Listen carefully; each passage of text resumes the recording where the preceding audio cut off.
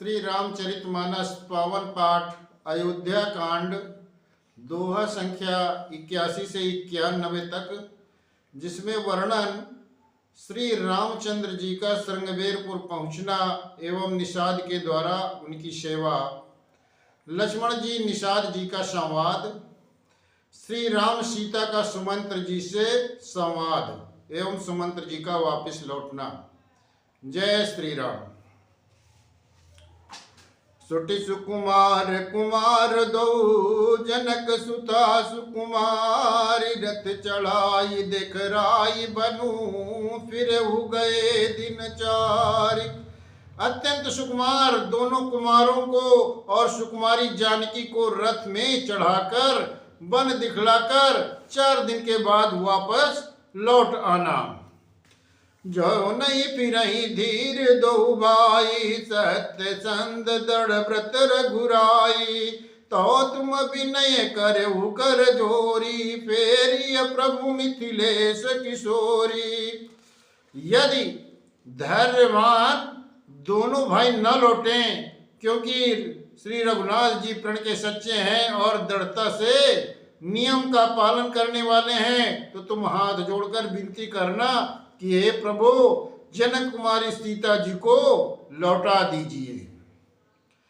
जब सिय कानन देखी डराही, कहऊ मोर सिख अवसर पाई। सास ससुर यस कहऊ संदेशु, पुत्र प्रिय बन बहुत कलेशु। जब सीता जी बन को देखकर डरे, तब मौका पाकर मेरी ये सीख उनसे कहना कि तुम्हारे सास और ससुर ने ऐसा संदेश कहा है कि हे पुत्री, तुम लौट चलो, वन में बहुत दुख है, क्लेश है। पितुगृह कबहु कबहु ससुरारी, रहु जहाँ रुचि होई तुम्हारी। यही विध करहु उपाय कदम्बा, फिर न होई प्राण अवलंबा। कभी पिता के घर कभी ससुराल, जहाँ तुम्हारी इच्छा हो वहीं रहना। इस प्रकार तुम बहुत से उपाय करना। यदि सीता जी लौट आई तो मेरे प्राणों को सहारा हो जाएगा। नाही तमोर मरन परिणामा, कछु न बसाई भय विधि बामा। अस कई मुरिच परा महिराऊ, राम लखन सिय आनि दिखाऊ। नहीं तो अंत में मेरा मरण ही होगा। विधाता के विपरीत होने पर कुछ बस नहीं चलता। हाँ, राम लक्ष्मण और सीता जी को लाकर दिखाओ। ऐसा कहकर राजा मूर्छित होकर पृथ्वी पर गिर पड़े। पाई रजाय सुनाई सिरू, रतुवती बेगु बनाई। गयऊ जहाँ बाहिर नगर, सिय सहित दो भाई। सुमंत्र जी राजा जी की आज्ञा पाकर सिर नवाकर और बहुत जल्दी से रथ जुड़वाकर वहां गए, जहां नगर के बाहर सीताराम जी दोनों भाई सहित थे। तब सुमंत नप बचन सुनाए, करि बिनती रथ राम चढ़ाए। चढ़ी रथ सिय सहित दो भाई, चले हृदय अवधि सिरुनाई। तब वहां पहुंचकर सुमंत जी ने राजा के वचन श्री रामचंद्र जी को सुनाए और विनती करके उनको रथ पर चढ़ाया। सीता जी सहित दोनों भाई रथ पर चढ़कर हृदय में अयोध्या को सिर नवाकर चले। चलत राम लखी अवधे अनाथा, बिकल लोग सब लागे साथा। कृपा सिंधु बहुविधु समुझावहीं, फिरहि प्रेम बस पिन फिरुआवहीं। श्री रामचंद्र जी को जाते हुए और अयोध्या को अनाथ होते हुए देखकर सब लोग व्याकुल होकर उनके साथ हो लिए। कृपा के समुद्र श्री राम जी उन्हें बहुत तरह से समझाते हैं तो वे अयोध्या की ओर लौट जाते हैं, परंतु प्रेम बस फिर लौट आते हैं। लागती अवध भयावनी भारी, मानहु काल राति अंधियारी। घोर जंतु समपुर नर नारी, डर पई कहीं एक निहारी। अयोध्यापुरी बड़ी डरावनी लग रही है, मानो अंधकारमयी काल रात्रि ही हो। नगर के नर नारी भयानक जंतु के समान एक दूसरे को देख कर डर रहे हैं। घरमसान परिजन जनुभूता सुतहित मीत मनौ जमदूता बागन बिटप बेली कुमिलाई सरित सरोवर देखी न जाई। घर शमशान कुटुंबी भूत प्रेत और पुत्र हितैषी और मित्र मानो यम के दूत हैं। बगीचों में वृक्ष और बेलें कुम्हला रही हैं।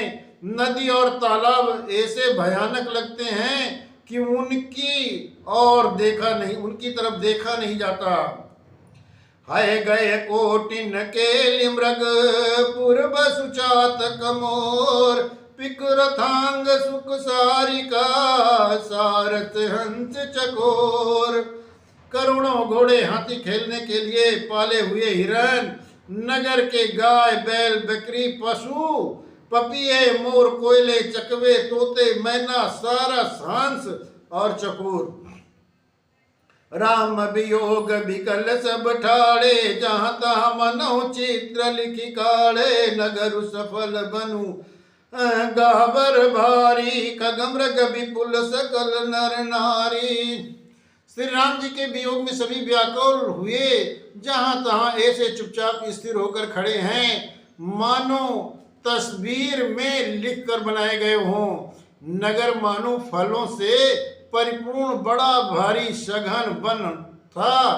नगर निवासी सब स्त्री पुरुष बहुत से पशु पक्षी थे, अर्थात अवधपुरी अर्थ धर्म काम मोक्ष चारों फलों को देने वाली नगरी थी और सब स्त्री पुरुष सुख से उन फलों को प्राप्त करते थे।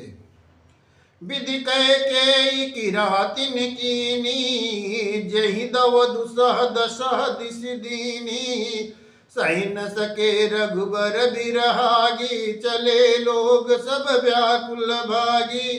विधाता ने कैकेयी को भीलनी बनाया, जिसने दसों दिशाओं में दुसा दावाग्नि भयानक आग लगा दी। श्री रामचंद्र जी के विरह की इस अग्नि को लोग सह न सके, सब लोग व्याकुल होकर भाग चले। सबनि विचार की न मन माही राम लखन सिय बिन सुख नाही जहाँ राम तहाँ सबहि समाजू बिन रघुवीर अवध नहीं काजू।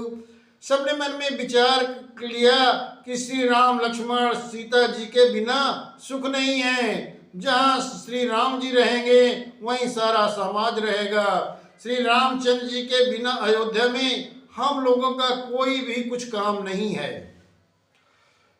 चले साथ असमंत दृढ़ाई सुर दुर्लभ सुख सदन बिहाई राम चरण पंकज प्रियति नहीं विषय भोग बस करहीं किति नहीं।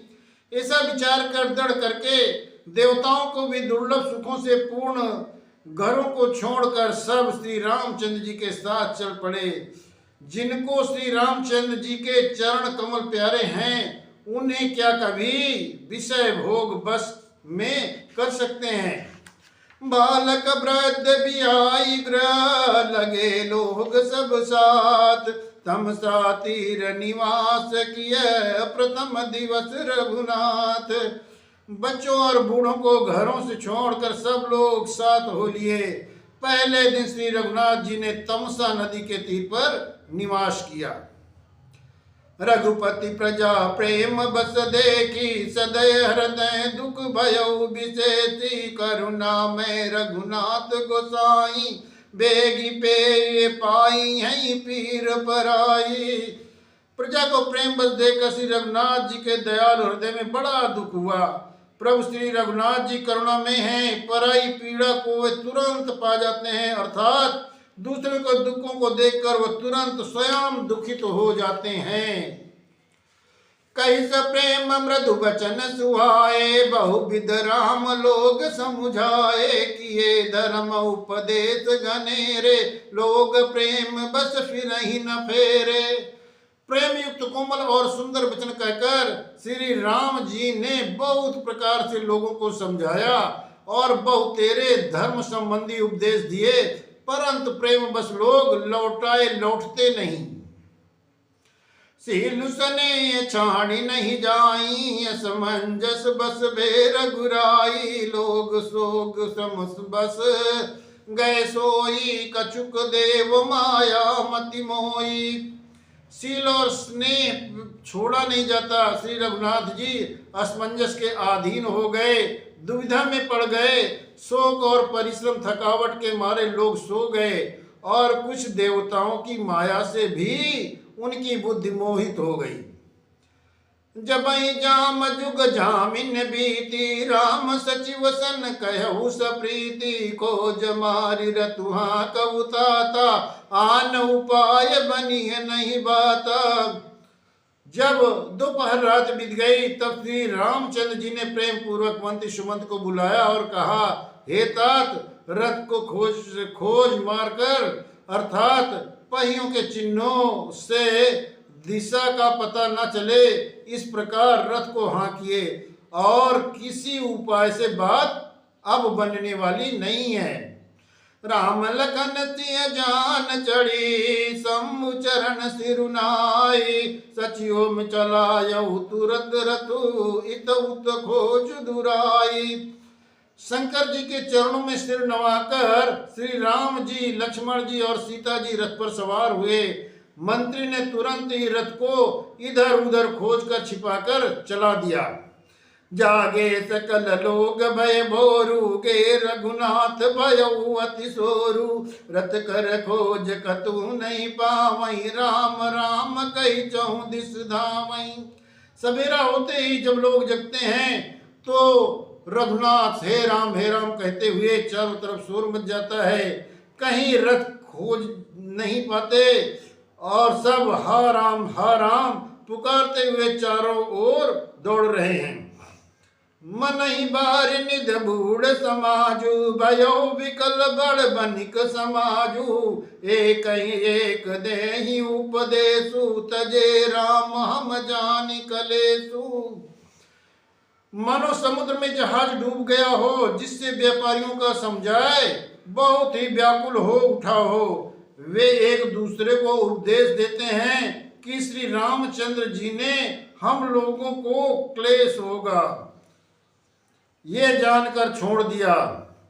निंदैया पुसराहई मीना, दिग जीवन रघुबीर बिहीना।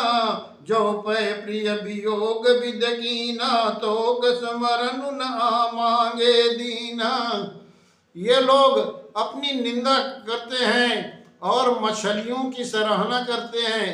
कहते हैं कि श्री रामचंद्र जी के बिना हमारे जीने को धिक्कार है। विधाता ने यदि प्यारे का वियोग ही रचा है तो फिर उसने मांगने पर मृत्यु क्यों नहीं दी।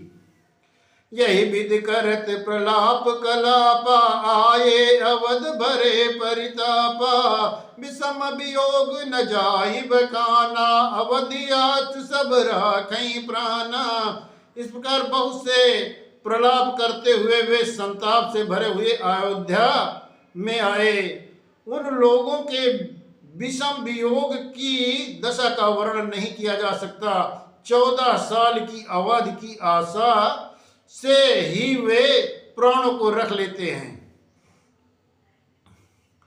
राम दरत नेम व्रत लगे करन नर नारी। मनऊ को की कमल दीन बीन तमारी। सब श्री रामचंद्र जी के दर्शन के लिए नियम और व्रत करने लगे और ऐसे दुखी हो गए जैसे चकवा चकवी और कमल सूर्य के बिना दीन हो जाते हैं। सीता सचिव सहित दो भाई, संग बेरपुर पहुँचे जाई। उतरे राम देव सर देखी, कीन दंडवत हरस विशेषी। सीता जी और मंत्री सहित दोनों भाई संगवेरपुर जा पहुंचे। वहां गंगा जी को देखकर श्री रामचंद्र जी रथ से उतर पड़े और बड़े ही हर्ष के साथ उन्होंने मां गंगा की दंडवत की। लखन सचिव से किए प्रणामा, सबई सहित सुख पायऊ रामा। गंग सकल मुद मंगल मूला, सब सुख करनि हरनि सब सूला। लक्ष्मण जी, सुमंत जी और सीता जी ने भी प्रणाम किया। सबके साथ श्री रामचंद्र जी ने सुख पाया। गंगा जी समस्त आनंद मंगलों की मूल हैं। वे सब सुखों को की करने वाली और सब पीड़ाओं को हरने वाली हैं। कही कही कोटिक कथा प्रसंग, राम बिलो कई गंग तरंग। सची मई अनुजई प्रिय सुनाई, विबुध नदी महिमा अधिकाई। अनेक कथा प्रसंग कहते हुए श्री राम जी गंगा जी की तरंगों को देख रहे हैं। उन्होंने मंत्री को, छोटे भाई लक्ष्मण को और प्रिया सीता जी को देव नदी गंगा जी की महिमा सुनाई। मज्जन की न पंत समब गयऊ, सुच जल पियत मुदित मन भयऊ। सुमिरत जाहि मिटहि श्रम बारू, तेहि श्रम यह लौकिक व्यवहारू। इसके बाद सबने स्नान किया, जिससे मार्ग का सारा श्रम थकावट दूर हो जाए और पवित्र जल पीते ही मन प्रसन्न हो गया। जिनके स्मरण मात्र से बार बार जन्मने और मरने का महान श्रम मिट जाता है, उनको श्रम होना ये केवल लौकिक व्यवहार या नरनीला है। शुद्ध सच्चिदानंद में कंद भानुकुल के, तु चरित करत नर अनुहरत संसति सागर से तु। शुद्ध प्रकृति जन्य त्रिगुणों से रहित मायातीत दिव्य मंगल विग्रह, सच्चिदानंद कंद स्वरूप, सूर्य कुल के ध्वजारूप भगवान श्री रामचंद्र जी मनुष्यों के सदस्य ऐसे चरित्र करते हैं जो संसार रूपी समुद्र के पार उतरने के लिए पुल के समान है। या सुधि गुह निषाद जब पाई, मुदित लिए प्रिय बंधु बुलाई। लिए फल मूल भेंट भरी भारा, मिलन चलो ही रसु अपारा। जब निषाद गुह ने ये खबर पाई, तब आनंदित होकर उसने अपने प्रियजनों और भाई बंधुओं को बुलवा लिया और भेंट देने के लिए फल फूल कंद मूल लेकर और उन्हें भारों बगहियों में भरकर मिलने के लिए चला है। उसके हृदय में हर्ष का पार नहीं था, सीमा नहीं थी। करि दंडवत भेद धरि आगे, प्रभु ही बिलोकत अति अनुरागे। सहज स्नेह विबत रघुराई, पहुंची कुशल निकट बैठाई। दंडवत करके भेंट सामने रखकर वो अत्यंत प्रेम से प्रभु को देखने लगा। श्री रघुनाथ जी ने स्वाभाविक स्नेह के बस होकर उसे अपने पास बैठाकर कुशलता पूछी। नाथ कुशल पद पंकज देखे, भयउ भाग भाजन जन लेके। देव धरनि धनु धाम तुम्हारा, जो जनु नीचू सहित परिवारा। निषाद ने उत्तर दिया, हे नाथ, आपके चरण कमलों के दर्शन से ही कुशल हैं। आपके चरण बिंदु के दर्शन कर आज मैं भाग्यवान पुरुषों की गिनती में आ गया। हे देव, ये पृथ्वी धन और घर सब आपका है, मैं तो परिवार सहित आपका नीच सेवक हूं। कृपा करिय पुरधारी पाऊ, थापिय जनु सब लोग सियाऊ। कहु सत्य सबु सखा सुजाना, मोहि दीन पितुआय सुआना। अब कृपा करके श्रृंगवेरपुर में पधारिए और इस दशा की प्रतिष्ठा बढ़ाइए, जिससे सब लोग मेरे भाग्य की बड़ाई करें कि श्री रामचंद्र जी ने कहा, हे सुजान सखा, तुमने जो कुछ कहा सब सत्य है, परंतु पिताजी ने मुझको और ही आज्ञा दी है। बरस 4 बासु बने, मुनि व्रत बेसुहार। ग्राम बास नहीं उचित सुनी, गुहई भयउ दुख भार। उनके आज्ञा अनुसार मुझे 14 वर्ष तक मुनियों का वेश व्रत धारण कर मुनियों के योग्य आहार करते हुए वन में ही बसना है। गांव के भीतर निवास करना उचित नहीं है। यह सुनकर गुह को बड़ा दुख हुआ। राम लखन सिय रूप निहारी, कहीं सप्रेम ग्राम नर नारी। ते पितुमात कहूँ सखी कैसे, जिन पठे बन बालक से। श्री राम लक्ष्मण और सीता जी के रूप को देखकर गांव के स्त्री पुरुष प्रेम से विकल हैं और चर्चा करते हैं। कोई कहती है कि हे सखी कहो तो वे माता पिता कैसे हैं जिन्होंने ऐसे सुंदर सुकुमार बालकों को वन में भेज दिया। एक कहीं बल भूपति कीना, लोयन लाऊ हमें विधि दीना। तब निषाद पति उर अनुमाना, तरु की सुपा मनोहर जाना। कोई एक कहता है कि राजा ने अच्छा ही किया, इसी बहाने हमें भी ब्रह्मा ने नेत्रों का लाभ दिया। तब निषाद राज ने हृदय में अनुमान किया तो अशोक के पेड़ को उनके ठहरने के लिए मनोहर समझा। लय रघुनाथ ठाऊ देखावा, कहु राम सब भांति सुहावा। पुरजन कर जोहारु घर आए, रघुबर संध्या करन सिधाए। उन्होंने श्री रघुनाथ जी को लेकर वो स्थान दिखाया। श्री रामचंद्र जी ने देखकर कहा कि ये सब प्रकार से सुंदर है। पूर्ववासी लोग जोहार वंदना करके अपने अपने घर लौट गए और श्री रामचंद्र जी संध्या करने के लिए पधारे। गो समारी साथरी डसाई, कुछ किस लय में मृदुल सुहाई। सुचि फल मूल मधुर मृदु जानी, दोना भरी भरी राखे सिपानी। गो ने इसी बीच कुश और कोमल पत्तों की कोमल और सुंदर साथरी सजाकर बिछा दी और पवित्र मीठे और कोमल देख देख कर दोनों में भर भर कर फल मूल और पानी रख दिया, अथवा अपने हाथ से फल मूल दोनों में भर भर कर रख दिया। सिय सुमंत भ्राता सहित कंद मूल फल खाई। शयन कीन रघुवंश मने, पाए पलोटत भाई। सीता जी, सुमंत जी और भाई लक्ष्मण सहित कंदमूल फल खाकर रघुकुल मणि श्री रामचंद्र जी लेट गए। भाई लक्ष्मण उनके पैर दबाने लगे।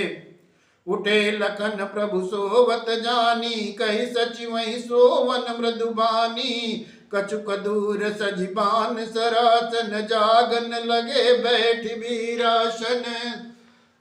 फिर प्रभु श्री रामचंद्र जी को सोता जानकर लक्ष्मण जी उठे और कोमल वाणी में मंत्री सुमंत जी को सोने के लिए कहकर वहां से कुछ दूर पर धनुष बाण से सजकर वीरासन से बैठकर जागने मतलब पहरा देने लगे। गुआ बोलाई पाहरू प्रतीति, ठाम ठाम राखे अति प्रीति। आप लखन पही बैठे उजाई, कटिबा थी सर चाप चढ़ाई। गु ने विश्वास पात्र पहरेदारों को बुलाकर अत्यंत प्रेम से जगह जगह पर नियुक्त कर दिया और आप कमर में तरकत बांधकर तथा धनुष पर बाण चढ़ाकर लक्ष्मण जी के पास जा बैठे। सोवत प्रभु निहार निषादु, भयो प्रेम बस हृदय विषादु। तन पुलकित जल लोचन बाई, बचन स प्रेम लखन सन काई।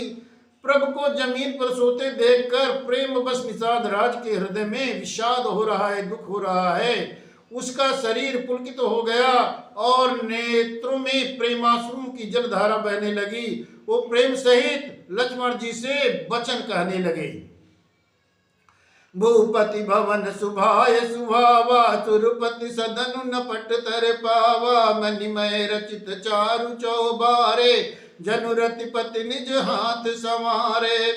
महाराज दशरथ जी का महल तो स्वभाव से ही सुंदर है। इंद्र भवन भी जिसकी समानता नहीं पा सकता। उसमें सुंदर मणियों से रचे चौबारे, छतों के ऊपर बगले, जिन्हें मानो रति के पति कामदेव ने ही अपने हाथों से सजाकर बनाया हो। सुच सुविचित्र सुभोगमय, सुमन सुगंध सुबास। पलंग मंज मन दीप जा, सब विद सकल सुपास। जो पवित्र बड़े ही विलक्षण सुंदर भोग पदार्थों से पूर्ण और फूलों की सुगंध से सुवासित है, जहाँ सुंदर पलंग और मणियों के दीपक हैं तथा सब प्रकार का पूरा आराम है। विविध बसन उपधान तुराई, चीर फेन मृदु विशद सुहाई। तहाँ सिया राम शयन निस करही, निज छवि रति मनोज मधुहरही। जहाँ ओढ़ने बिछाने अनेकों वस्त्रों, तकियों और गद्दे हैं जो दूध के फेन के समान कोमल, निर्मल और सुंदर हैं, वहाँ उन चौबारों में सीता जी और श्री रामचंद्र जी रात को सोया करते थे और अपनी शोभा से रति और कामदेव के गर्भ को भी हरण किया करते थे। ते सिया राम सातरी सोए, श्रमित बसन बिनु जाहि न जोए। मातु पिता परिजन पुरवासी, सखा सुशील दास अरुदासी। वही श्री सीता जी, श्री रामचंद्र जी आज घास फूस की साथरी पर थके हुए बिना वस्त्र के ही सोए हैं। ऐसी दशा में वे देखे नहीं जाते। माता पिता, कुटुंबी, पुरवासी, प्रजा, मित्र, अच्छे शील स्वभाव के दास और दासियां। जो गवही जी नहीं प्राण की नाई, मही सोवत तही राम गोसाई। पिता जनक जक विदित प्रभाऊ, ससुर सुरेश सखा रघुराऊ। सब जिनके अपने प्राणों की तरह सार संभार करते हैं, वही प्रभु श्री रामचंद्र आज पृथ्वी पर सो रहे हैं। जिनके पिता जनक जी, जिनका प्रभाव जग में प्रसिद्ध है, और उनके ससुर इंद्र के मित्र रघुराज दशरथ जी हैं। रामचंद्र पति शोभे देहि, सोवत मही विधि बामन केहि। सिय रघुबीर की कानन जोगु, कर्म प्रधान सत्य का लोगु। और पति श्री रामचंद्र जी हैं, वही जानकी जी आज जमीन पर सो रही हैं। विधाता किसको प्रतिकूल नहीं होता। सीता जी और श्री रामचंद्र जी क्या बनके योग्य हैं? लोग सच कहते हैं कि भाग्य कर्म ही प्रधान होता है। कहे कि नंदन मंदमती, कठिन कुटल पटन कीन। जय रघुनंदन जानकी, सुख अवसर दुख दीन।